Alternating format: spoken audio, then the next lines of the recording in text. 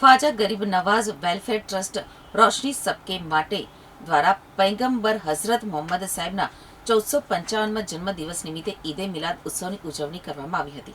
તારીખ 15મી ઓગસ્ટથી 26મી ઓગસ્ટ દરમિયાન યોજાઈ રહેલી આ ઉજવણી અંતર્ગત ટ્રસ્ટ દ્વારા વિવિધ સેવાકીય પ્રવૃત્તિઓ હાથ ધરવામાં આવી છે। આ સેવાકીય પ્રવૃત્તિના ભાગરૂપે તારીખ 23મી ઓગસ્ટના રોજ સુરતની વિવિધ હોસ્પિટલોમાં સારવાર લઈ રહેલા દર્દીઓ અને તેમના પરિવારજનો માટે ફૂડ પેકેટ વિતરણ કાર્યક્રમ યોજાયો હતો।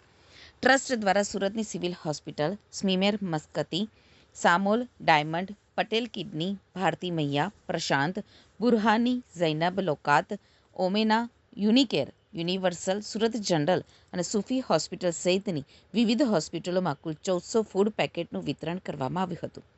દર્દીઓ અને તેમના પરિવારજનોને ભોજન પૂરું પાડીને ટ્રસ્ટના કાર્યકર્તાઓએ માનવતા અને સેવા ભાવનાનો સંદેશ આપ્યો હતો।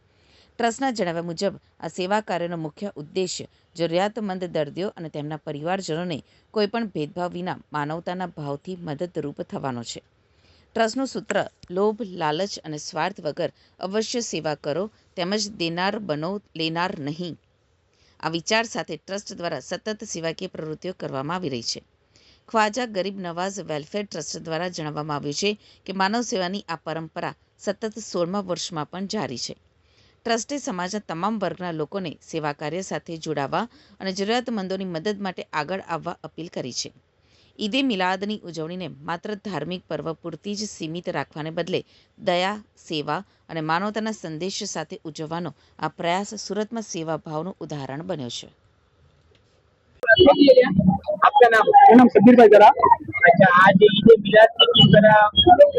आज ये हमारे पैगंबर सल्लल्लाहु अलैहि वसल्लम दुनिया में रहमत बनकर तशरीफ लाए थे जो, और उन्होंने 30 का कौमी एकता जो पैगाम दिया था, उनकी खुशी यानी पूरी दुनिया में मनाई जा रही है। वो उनकी उम्र 63 साल की हुई थी, तो उसके हिसाब से हमने आज 63 केजी का केक का प्रोग्राम बनाया गया था, जिसे काटने के लिए हमने कमिश्नर साहब को दावत दी थी, और हमारे जो खाए जाने के खास जो फैसल बाग खाती है उनको दावत दी थी। उनके हस्ते केक काटने का प्रोग्राम रखा गया था पर, और केक काटा गया अल्हम्दुलिल्लाह यहाँ पर। और इसके अलावा जो हमें जो प्रोग्राम है जो इसे लंगर खाने साबित रखा है, यहाँ पर जितने भी जुलूस के लोग हो गए उनको सबको फ्री में खाना दिया जाएगा यहाँ पर। और इसके अलावा जो हमने जो यहाँ पे है हम क्या है जो 6 सादात को अहले बैत को अनाज की कितना भी तकसीम करने का प्रोग्राम रखा गया था। और कमोबेश सूरत शहर की 16 हॉस्पिटल के लिए 1500 फूड पैकेट हमने वितरण करे थे। कितने सालों से ये हम 16 सालों से प्रोग्राम करते हैं, जिसे केक भी काटते हैं।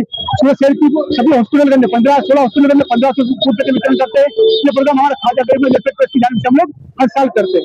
कितने लोग आज यहाँ पे केक खाने के लिए? केक खाने बहुत सारे लोग जमा होते हैं, मतलब पूरे मजमा था, जिनसे आए थे सब जमा यहाँ पे होते, तो सबको न्याज के लंगर के अंदर तकसीम किया गया था।